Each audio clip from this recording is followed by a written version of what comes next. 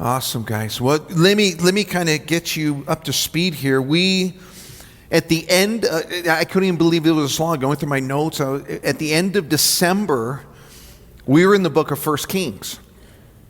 And we had kind of put it on pause because we did a financial peace class. And we kind of took a 10-week course on finance. And, you know, God's timing and all that was incredible. I can't tell you how many people have come up and said, man, if I had not had that instruction and kind of been planning in that direction before this virus hit, man, we would have been in a whole different place right now. And so, again, just, you know, how God works things out. And then as the week we finished was the next week is when the shutdown began. And so the Lord really put it in my heart to go to 1 Peter, and we've covered the book of 1 Peter, and now we're going to go back to 1 Kings. And we're going to pick up where we left off in chapter 5. But I want to kind of give you a synopsis of what we've covered in those first 4 chapters, and then we'll pick up in chapter 5 and hopefully be able to get chapter 5 and 6 tonight. 1 Kings opens up with the death of David. And David, after being a warrior, being a king, a shepherd, you know, a man that God had used tremendously, comes to the end of his life, and he hands the baton to his son Solomon. And Solomon, if you remember back, was the result of a wife that David had who he had actually committed adultery with, Bathsheba. And it was all God's grace. You know, you look at why would God, you know, bless something of you know, that immoral and that wrong? And yet David had repented for his sin, and God restored not only David but Bathsheba, and they had a son, Solomon, who Solomon was one of the youngest sons that David had, and he ends up becoming the king of Israel. There was some power struggle for the throne, and you know, God sees that Solomon is able to take the position. Now, what's interesting is if you go, you know, you look at Solomon, and he kind of, the first beginning parts of his reign, he has to set some things in order. There were some people that had done some nefarious things to David, and Solomon had to kind of clean house. And then when you get to chapter 3, it's an interesting chapter, and I just want to cover part of it because I think it helps set up the whole book, because in chapter 3 we find out a little bit about this man Solomon. In verse 3 it says, and Solomon loved the Lord. He was walking in the statutes of his father David, except that he sacrificed and burned incense at the high places. Now, you know, it's interesting that, you know, the Holy Spirit would, you know, kind of bring that to our attention. He's like, you know, Solomon had, you know, 99% of this going right, but there was one issue in Solomon's life. He was still sacrificing and burning incense in the high places, something that he was instructed not to do. And then it tells us in verse 4, the king went to Gibeon to sacrifice there, for that was the great high place, and Solomon offered 1,000 burnt offerings on that altar. At Gibeon, the Lord appeared to Solomon in a dream by night, and God said, ask, what shall I give you? Now, could you imagine, you know, you are now coming to power. God shows up, and in a dream he says, whatever you want, you just say it. And Solomon, you know, really had a right intent. He was someone who truly loved the Lord. He understood the immense responsibility that he was given to him to be the king. Solomon was in his 20s at this point. Some believe he may have been in his late teens. Can you imagine, becoming the king of a nation, not just any nation, but the nation that God had established, and now, you're a teenager or you're just in your early 20s. And God shows up and he says, what do you want, Solomon? You ask of it, I'm going to give it to you. That was God's question to Solomon. And notice what Solomon declares in verse 6. He says, you've shown great mercy to your servant David, my father, because he walked before you in truth, in righteousness, and in uprightness of heart with you. You have continued this great kindness for him, and you have given him a son to sit in his throne as it is this day. Now, O Lord my God, you have made your servant king instead of my father David, but I'm a little child. I do not know how to go out or to come in. And your servant is in the midst of your people whom you've chosen, a great people, too numerous to be numbered or counted. Therefore, give to your servant an understanding heart to judge your people, that I may discern between good and evil. For who is able to judge this great people of yours? What an incredible request. Solomon just says, God, I don't even know how to do what you've asked me to do. I don't know how to make the decisions that I need to make in the position that you've put me in. And he understood that God had put him in that position. And God hears the heart of Solomon. The humility, the desire to do what's right in the eyes of the Lord. And watch what it says in verse 10. And the speech pleased the Lord.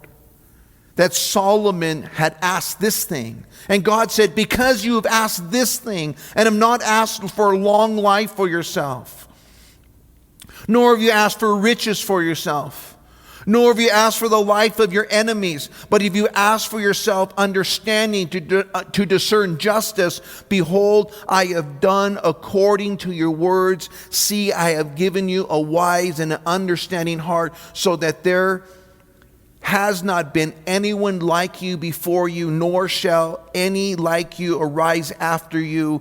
I have also given you what you have not asked for, both riches and honor, so that there shall not be anyone like you among the kings all your days. Wow. I love, God goes, look, I see your heart, and not only am I going to give you what you've asked for, I'm going to give you an abundance of everything else. Wisdom, wealth, discernment, clarity. And God looks at the heart. And he sees the heart of Solomon. He says, Solomon, I'm going to give you, what you didn't even ask for, because I see that your intent is, to do what's right.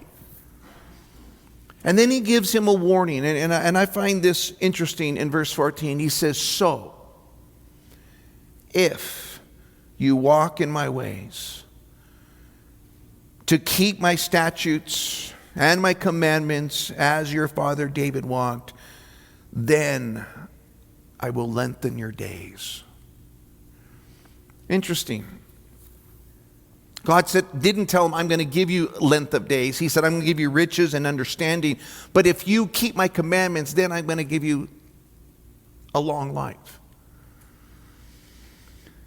And so Solomon wakes up from that dream, and he realizes, that he had an encounter with God.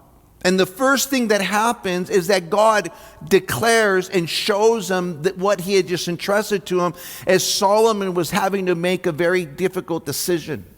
It tells us that there were two harlots who came to the king, and one of the harlots had killed her child when she rolled over, and she was asleep, and she smothered him to death. The other mom, had her child, and the one who died, the mother whose son had suffocated, she went and she switched out babies while they were asleep. And they come to Solomon, they say, you know what, she switched out. I know that's my baby. I know this isn't my baby, and she switched it out. And how do you make a decision like that? And Solomon says, you know what, I know what we're going to do. We'll just take that alive baby, we'll chop him in two, and we'll give half of you to each. And the one that wasn't the mother said, hey, that's a great idea. But the mother said, you know what, give the baby to her, because I don't want to see that baby die. And he understood that a mother would sacrifice. And because of it, she says, you know what, you can have it. And Solomon says, that's your baby. You take it, because you're the one who cared about the child more. And Solomon's wisdom kind of was known throughout the land. Like man, Solomon, has the ability to discern. Solomon has the ability to figure out difficult situations. And it's incredible because from that point, not only Solomon's wisdom, but in chapter 4, you get a list of Solomon's wealth. We covered that when we were going through those first few chapters. And then we come to chapter 5. We're about 4 years into Solomon's reign. Solomon was given a task by David. David had a great desire, and we'll look at this in this passage, but David had a great desire to build a house for God. But God told him that he wasn't the one that was to do it. That he would actually give that responsibility to his son who would take his place, Solomon. And Solomon, very early on, think about it, he's only 4 years into his reign. That means that, he's at the oldest, he's in his early 20s.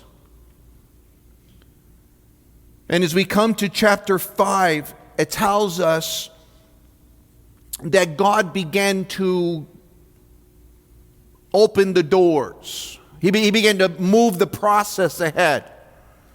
Watch how it happens. Now Hiram, king of Tyre, sent his servants to Solomon because he heard that they had anointed him king in place of his father, for Hiram had always loved David.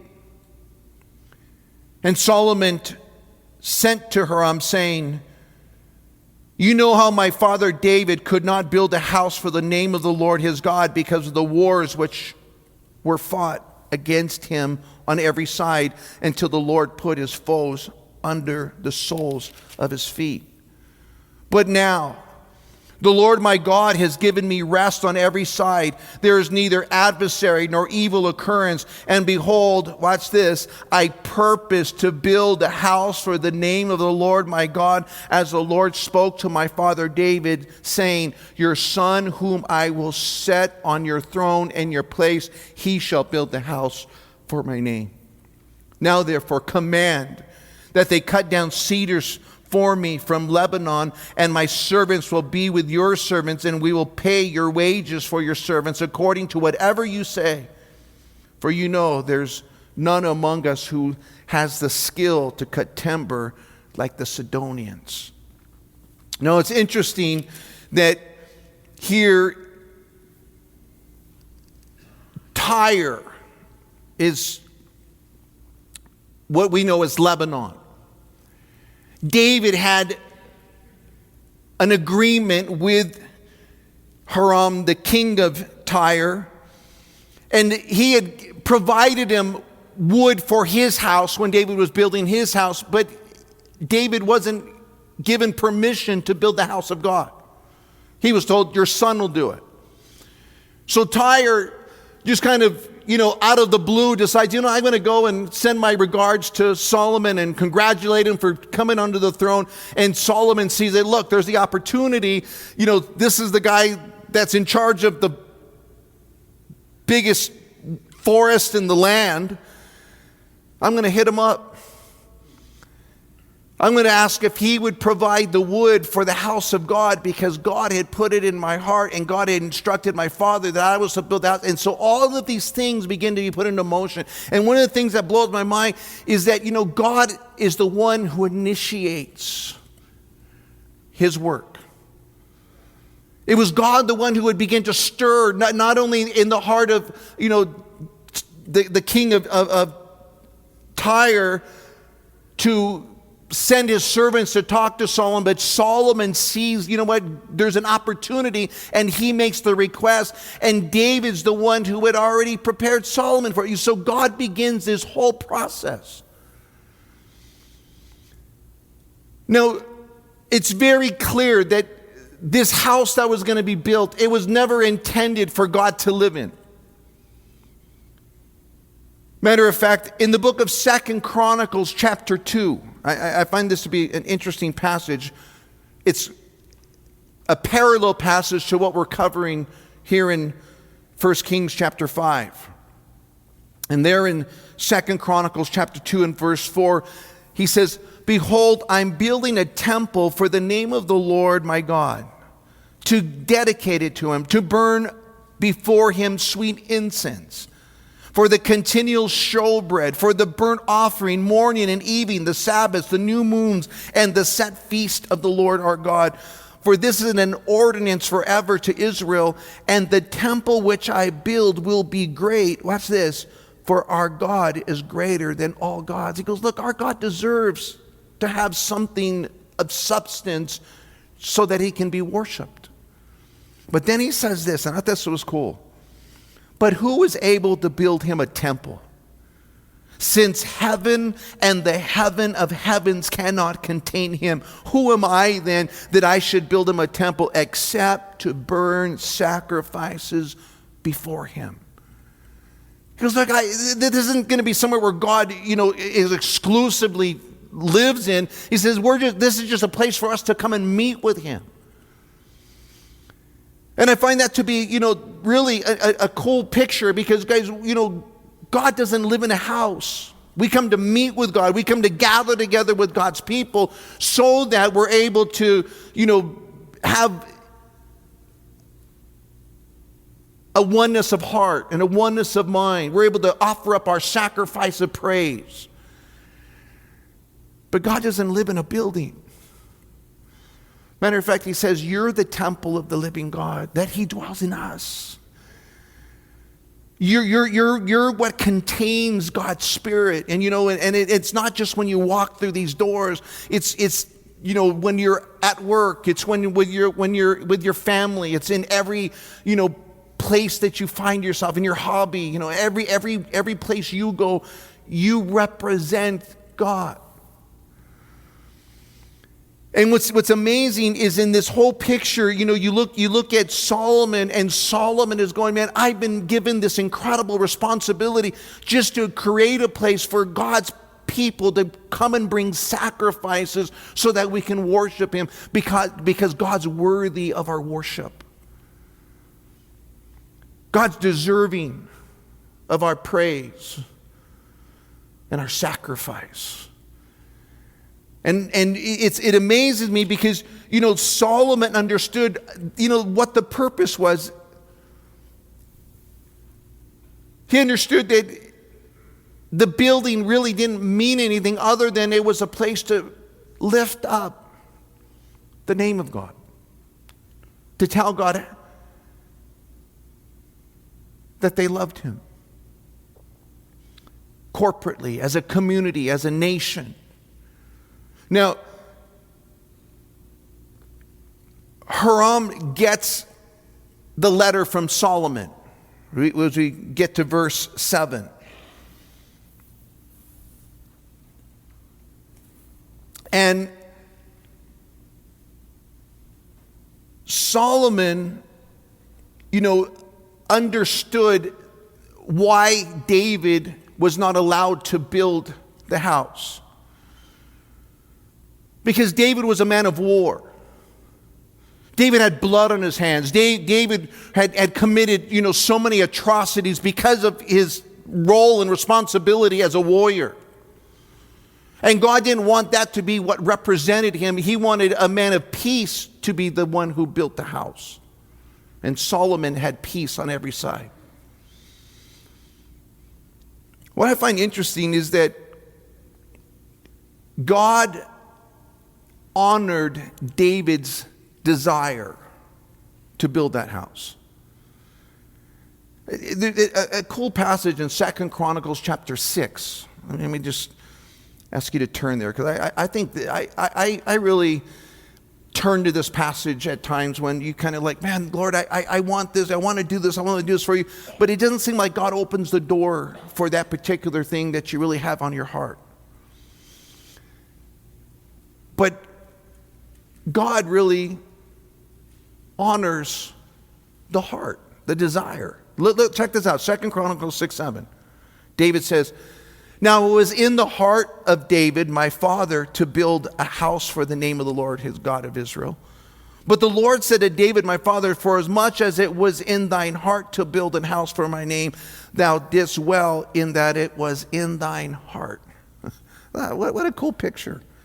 Because you did good, that was your intent, that was your desire. Even though the door wasn't open for you, even you weren't the one that was to accomplish that task, that you had a desire.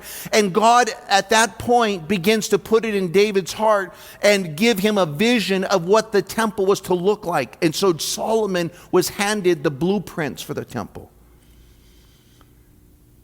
He was handed all of the gold and the silver for the building of the temple, because David had it in his heart. He began to put it aside.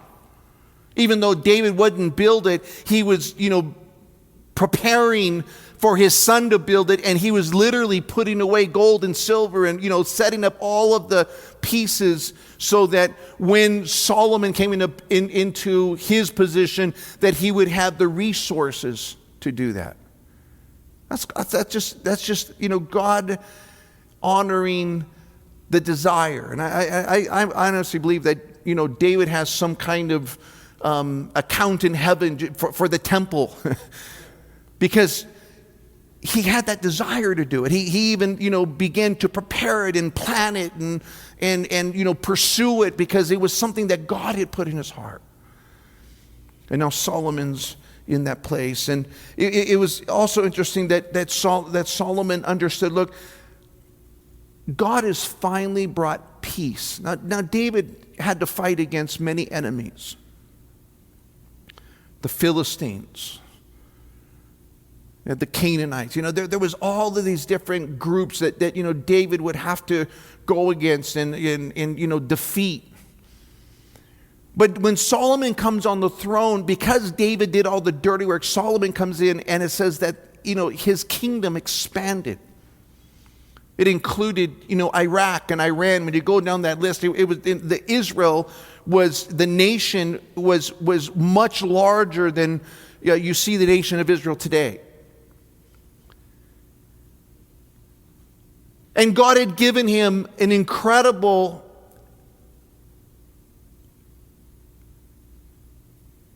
favor with even the kings around him. You see this covenant or this treaty with Tyre that's going to be made. Lebanon, just on the border of Israel now, and you look over there, and you just realize that God had given an incredible peace throughout the region. Like never before. That's why Israel is longing for their Messiah to come, because there's going to be peace once again. So Israel right now is surrounded by enemies all around her.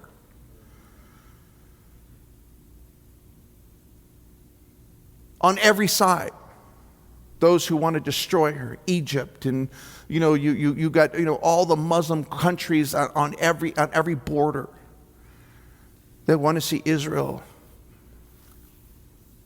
destroyed. But in this time, there was an incredible, peace in the land. And now Solomon is looking, look, here's the opportunity, man. Here's all of the pieces, have come together so that we can build God's house and we can have a place that we can worship him. And then notice what happens in verse 7. And so it was when Hiram heard the words of Solomon that he rejoiced greatly. And he said, blessed be the Lord this day, for he has given David a wise son over this great people. Hiram acknowledged, look, here's a young man in his 20s who can be pursuing, all kinds of different things in his life, but he's chosen to take his time, to invest in the kingdom of heaven. That's something honorable. To find a young man who says, you know what, I'm going to devote my thing not to building my kingdom, but building God's kingdom. And Hiram, it sounds like he was someone who feared God, maybe even knew the God that David, had shared with him. Maybe he understood the God of Israel. But it's interesting that he says, you know what? God has blessed David, that he gave him a son as wise as Solomon, that, he's concerned about the things of God. And that we would have a generation of young men and women that would be concerned about the things of God. I mean, wouldn't that be a change of direction for our nation?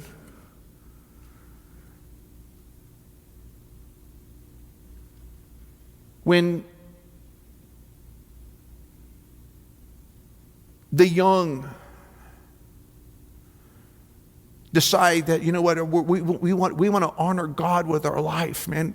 The potential for God to work is incredible. And here's this young man. He's going to take on a 7-year building project that we're going to find out that's how long the temple took to build. He was going to devote his youth, he was going to devote his life to, making sure that there's a place for people to worship God. That's a great undertaking. And Hiram, acknowledges that, man, God has blessed Israel and blessed David by giving him that son. And then look at verse 8. And Hiram sent to Solomon saying, I have considered the message which you sent me, and I will do all that you desire concerning the cedar and the cypress logs. My servant shall bring them down from Lebanon to the sea. I will float them in rafts by sea to the place you indicate to me, and will have them broken apart there. Then you can take them away, and you shall fulfill my desire by giving food for my household. And Hiram gave Solomon cedar and cypress logs according to all of his desire. And Solomon gave Hiram 20,000 cores of wheat as food for his household, and 20 cores of pressed oil. Thus Solomon gave to Hiram year by year. So the Lord gave Solomon wisdom as he had promised him. And there was peace between Hiram and Solomon, and the two of them made a treaty together. So cool, because you think about how God opens the doors, and Hiram, just, hey, that's a great idea. We'll help you out. You help me out. You provide the food for my household. Now, these guys were great at harvesting the wood, but they weren't so great at farming. They said, that'll be a great trade. We'll provide the wood, you provide the food, and we got a good little swap here. And they, made a treaty together, and they were able to accomplish this thing. And it says that it was Solomon's wisdom that was able to, bring this about, because God had provided Solomon the wisdom to do it. Guys, I think it's such a cool picture, because if you and I are asking God for wisdom, this is what he says. He promises that if you ask, he'll give it. You ask God for wisdom, he'll provide wisdom to you. Just like he did to Solomon. Solomon goes, like, God, all I want is wisdom. I want to know how to do what you've asked me to do. And God was pleased with Solomon.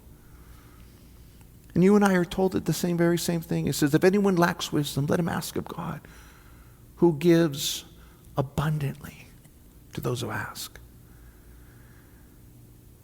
And that you and I are those that are saying, God, we need your wisdom. I don't know, guys, this just last 3 months, it's kind of like been my prayer every day. God, give me wisdom. Show me how to navigate. I've never navigated through this kind of craziness, and just in the last couple of days, you pray for me, because I just been getting angry. I've just been getting angry. I think there's something very cynical that our government is pulling over us. And it's coming to the point where I'm going, God, show me what to do, because I don't know how to approach this. I don't want to misrepresent you. I don't want to go on some rant because I'm ready. You guys ever I'm ready. But I don't want to do something that's going to shed a bad light on God. And so the prayer is, God, give me wisdom. Lord, where do we stand? Where do we draw lines? Where do we fight? Where is it that we kind of start pushing back? And that's been my prayer. God, give me the wisdom, because I'm at the point where I'm going to go there. Forget it. Let's go.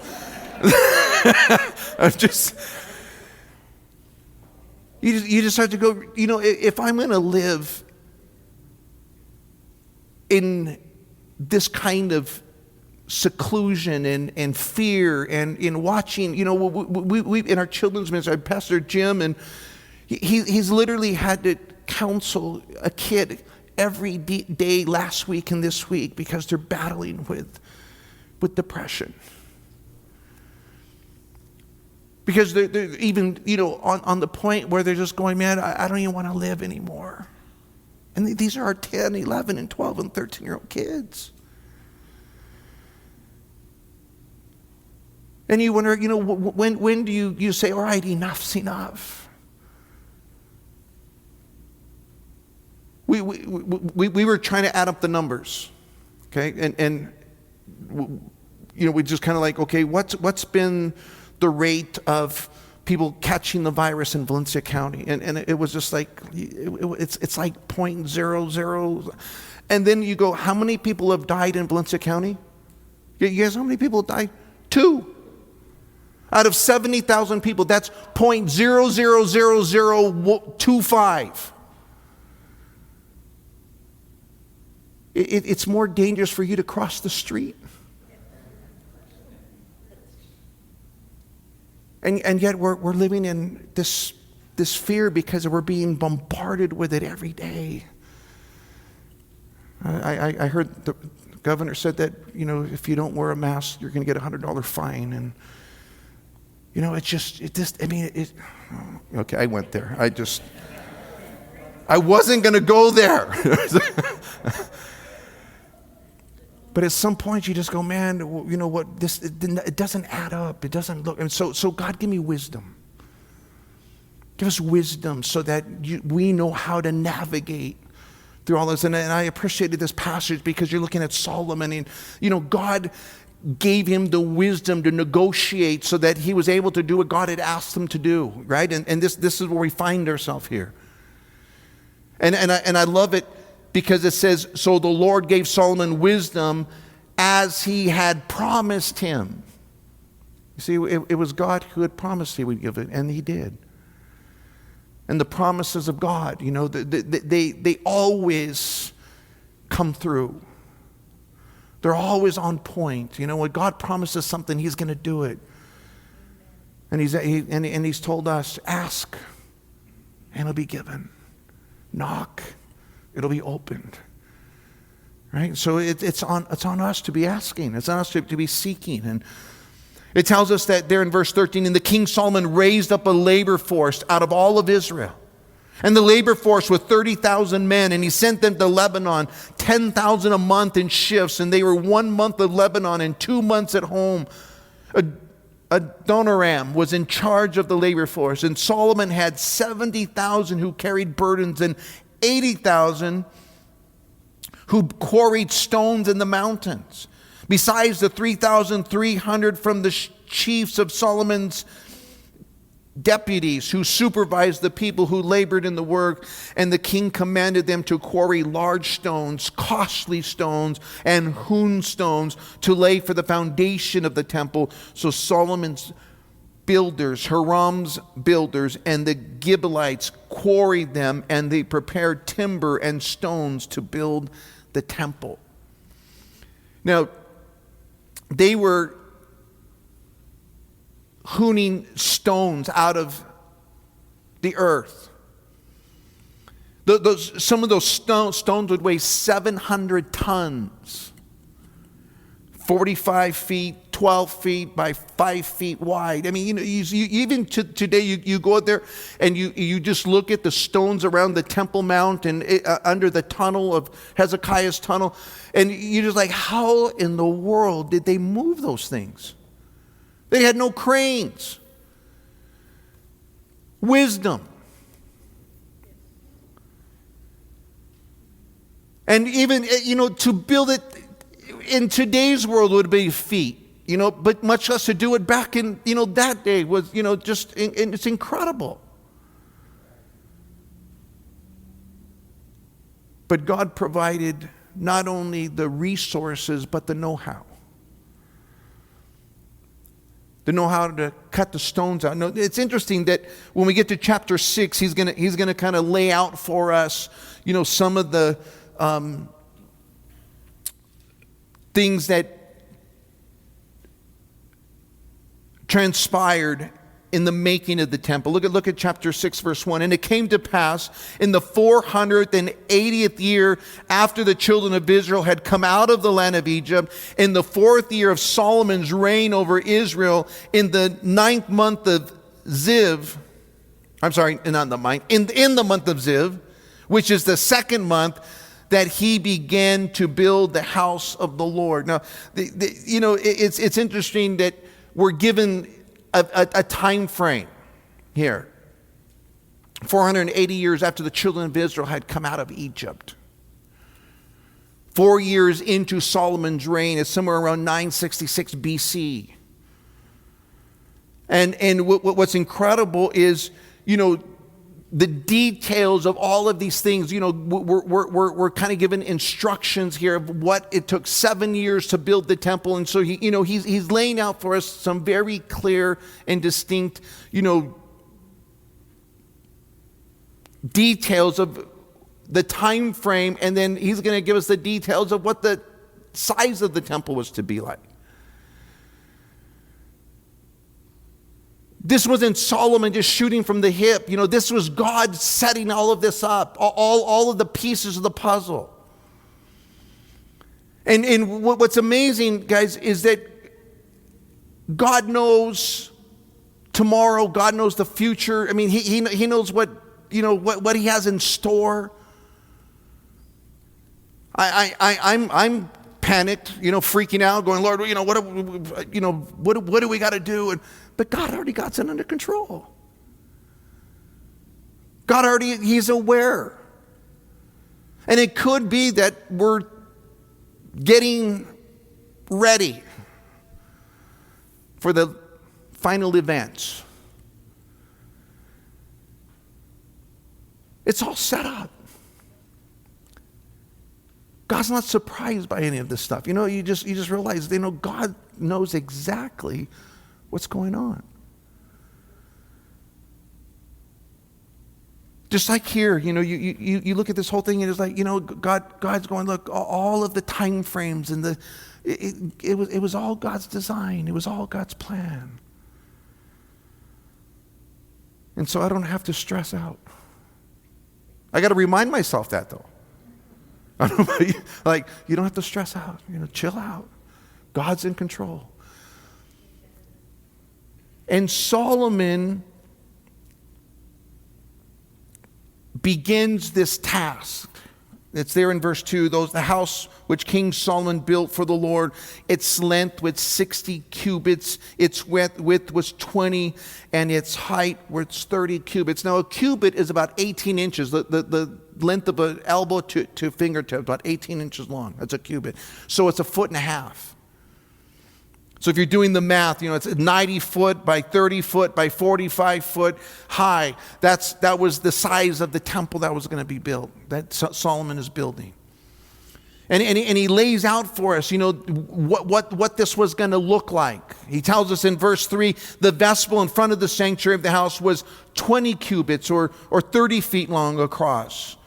The width of the house and the width of the vestibule extended 10 cubits or 15 feet from the front of the house. And he made for the house windows and beveled frames, and against the wall of the temple he built chambers all around against the walls of the temple, all around the sanctuary and the inner sanctuary. He made side chambers all around it, and the lowest chamber was 5 cubits wide, the middle was 6 cubits wide, and the third was 7 cubits wide. For he made narrow ledges around the outside of the temple so that the support beams would not be fastened into the walls of the temple. And the temple, when it was being built, was built with stone finished at the quarry, so that no hammer or chisel or any iron tool was heard in the temple while it was being built. Why would God give us that detail? All of the quarrying, all of the chiseling, it would be off-site. So all the quarry, they would have to take exact measurements. And when you even to this day, it was Herod's temple. But you go in there and it's these stones are like it looks like they were like fit together, like they were measured out beforehand. It's just incredible. And then they would have to bring them all the way from the quarry to the temple, and then they would just sit them into place like a puzzle. What a feat. He says, not one iron tool, no banging, no noise, none of the chisel, the hammers or the iron tools would be heard in the temple while it was being built. And so there it was, this place of peace. No. You ever got woken up to someone hammering? You're like, what in the world? Someone at 6 a.m. decides they're going to do their roof. That happened a couple months ago, and I was like, about 4 days in a row, you hear the tack, tack, tack. And I'm like, oh. But here it was, the whole Temple Mount, and never once was there any kind of noise, because it was going to be a place of peace, and it was in the peace of God's presence, and it was going to be a place of tranquility, and God was going to meet them there, and it was never to be a place with the work of man hands. It was to be a place where God was to be worshiped. And from the very beginning, even at the building of it, it was to have that presence about it. I think that it's something, I don't know about you guys, but I know this, man.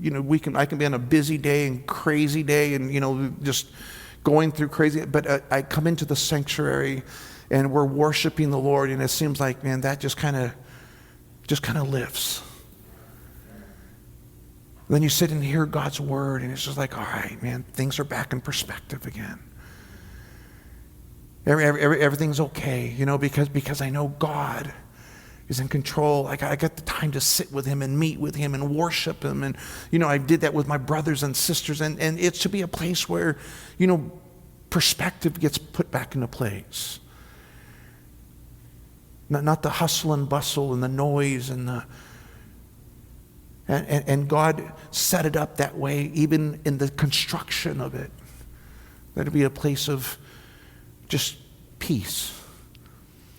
And then look at verse 8. It says, the doorways for the middle store was on the right side of the temple. They went up the stairs to the middle story from the middle of the third. So he built the temple. He finished it. He paneled the temple with beams and borders of cedar. And he built the side chambers against the entire temple, each 5 cubits or 7.5 feet high.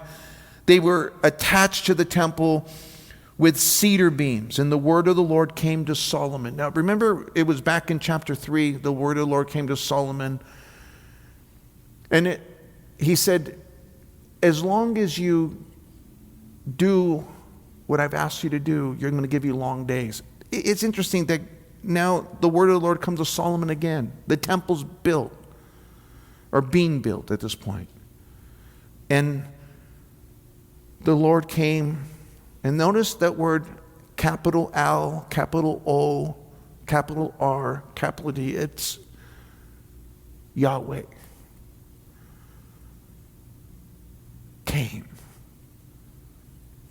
And he said, concerning this temple which you are building, if you walk in my statutes, execute my judgments, keep all my commandments, and walk in them, then I will perform my word with you, which I spoke to your father David. I will dwell among the children of Israel, and I will not forsake my people Israel. If and then. And I think it was God telling Solomon that the temple wasn't it. It was this relationship that we're going to have together.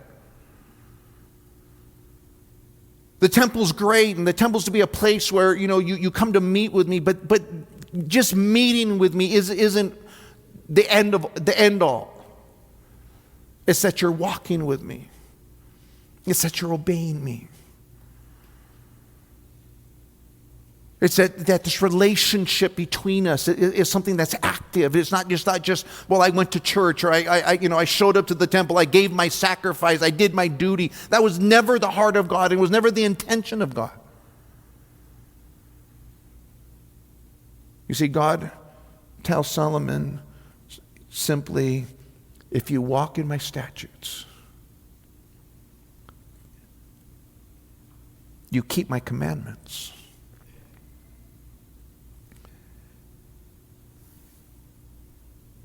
and you walk in them. He uses that word walk 2 times here. Because this idea of a walk is the journey that we're on, right? And it was just saying, look, if you do what I've asked you to do, then let me tell you, here's what I'm going to do. I'm going to honor what I declared to your father David, and I'm not going to forsake my people. Now, one of the issues that the nation of Israel would have is that they would fall into a rut. And they would begin to think that because we went to the temple that, we can live however we desire to live, as long as we just follow the mandates, and we bring the sacrifices. And God would oftentimes come to them and say, wait a second, guys, I don't want your sacrifices. Your sacrifices don't mean nothing to me. I want you. I want your heart. I want your obedience. I want you to walk with me.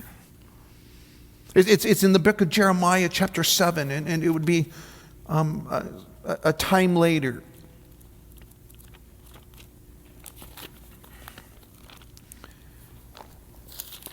God would show up, and Jeremiah was a time when the nation had fallen into that rut once again. And God tells Jeremiah in verse 2, he says, stand in the gate of the Lord's house and proclaim there this word and say, hear the word of the Lord, all of you of Judah who enter in at these gates to worship the Lord. Thus says the Lord of hosts, the God of Israel, amend your ways and your doings, and I will cause you to dwell in this place. And do not trust in these lying words, saying, the temple of the Lord, the temple of the Lord, the temple of the Lord are these. For if you thoroughly amend your ways and your doings, if you thoroughly execute judgment between a man and his neighbor, if you do not oppress the stranger and the fatherless and the widow, and do not shed innocent blood in this place, or walk after other gods to your hurt, then I will cause you to dwell in this place, in the land that I gave your fathers forever and ever. Behold, watch this, you trust in lying words that cannot profit. You see, they thought, well, we have the temple. The temple of the Lord, the temple of the Lord. He goes, look, you guys continue to steal and lie and cheat and commit adultery, and you're doing all of these things, and then you come to the temple and you say, oh, it's okay because we go to the temple of the Lord. And God says, no, that's not okay. Your sacrifice means nothing. And it's here at the very foundation of the temple going up that God shows up to Solomon. He says, look, Solomon, look, I want you to walk in my statute. I want you to walk in my truth. I want you to hold on to the things that are right. Then I will dwell with the children of Israel. Then I will do what I told your father, David. In verse 14, he says, so Solomon built the temple and he finished it. He built the inside of the walls of the temple with cedar board, and from the floor of the temple to the ceiling he paneled the inside with wood, and he covered the floor of the temple with planks of cypress, and he built the 20-cubit room at the rear of the temple from floor to ceiling with cedar boards. He built it inside as the inner sanctuary, as the most holy place, or the holiest of holies is what he's referring. And in front of the temple sanctuary was 40 cubits long. And inside the temple was cedar carved with ornamental buds and open flowers, and with cedar there was no stone to be seen. And he repaired the inner sanctuary inside the temple to set the Ark of the Covenant of the Lord there. Now, he was building this room that would house the Ark of the Covenant, and the Ark of the Covenant represented the presence of God. And inside the Ark, there'd be a jar of manna, the staff that budded, and the commandments that God had given the nation. In this room, it was the place where God's presence was. It was the Shekinah glory.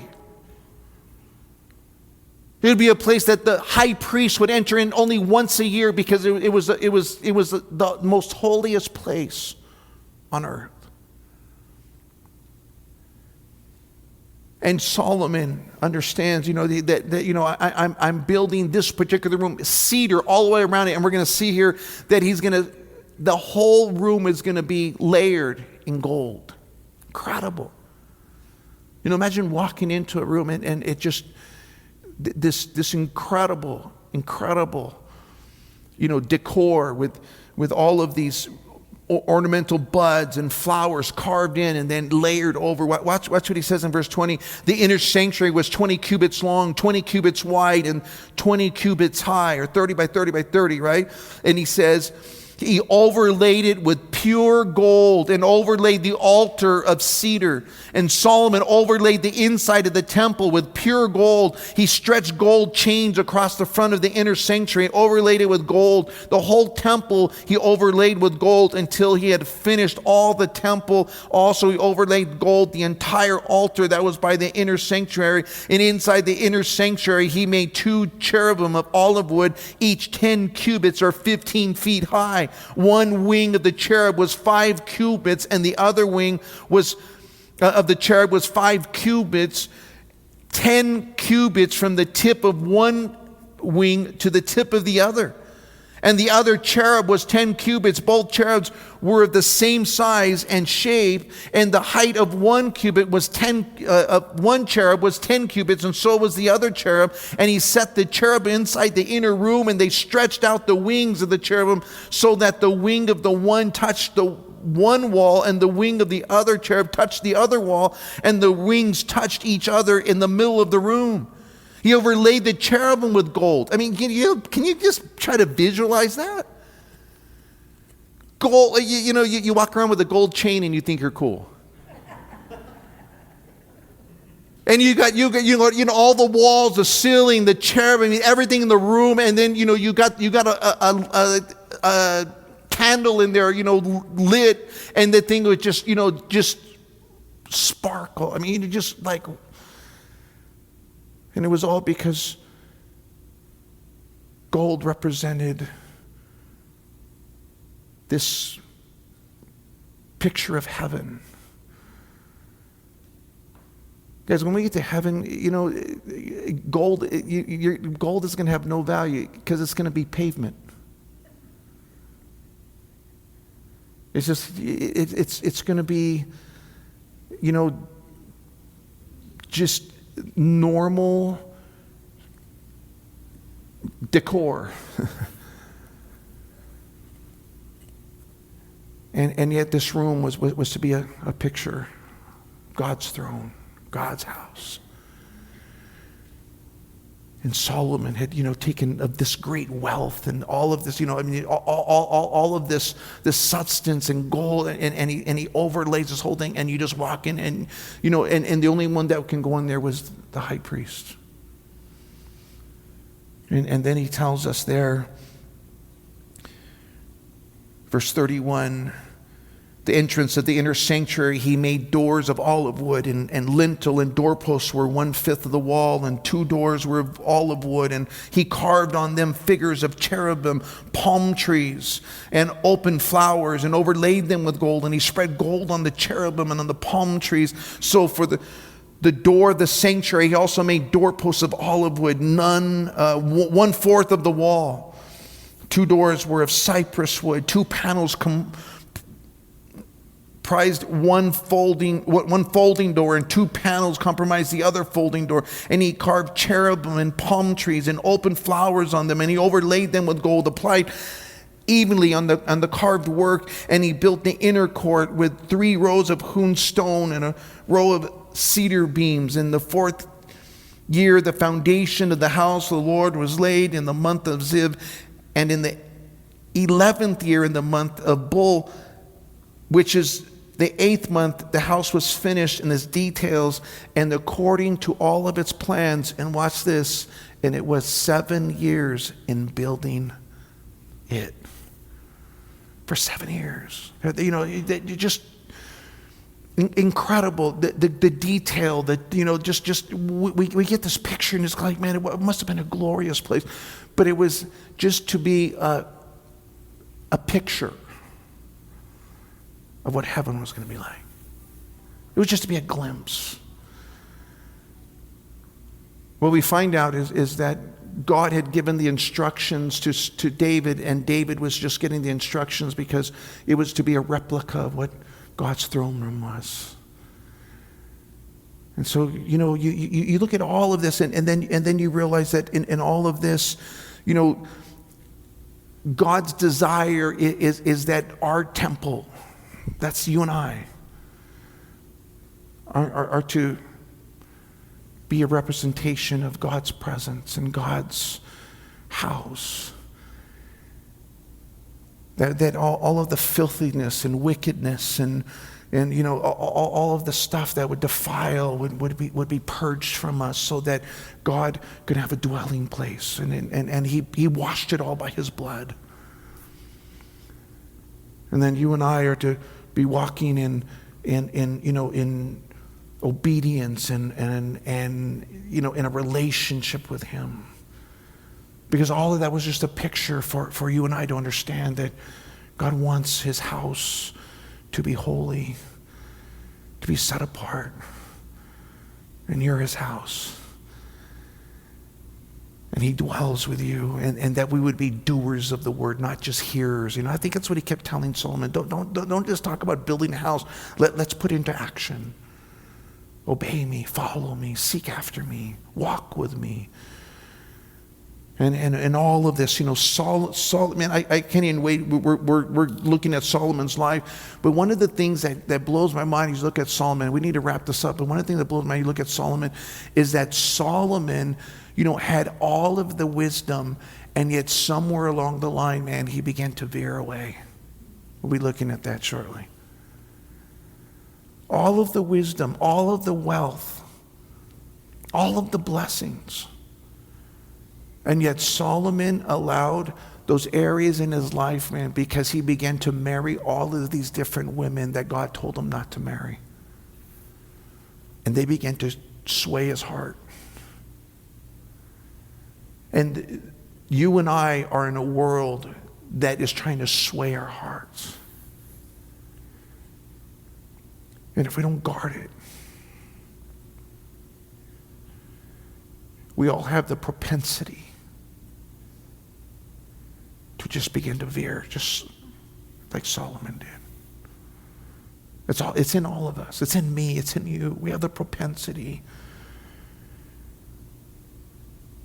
to allow those things to creep in. And it's our role to say, God, I just want to stay close to you. I just want your presence. I need to know you more. I need to seek after you.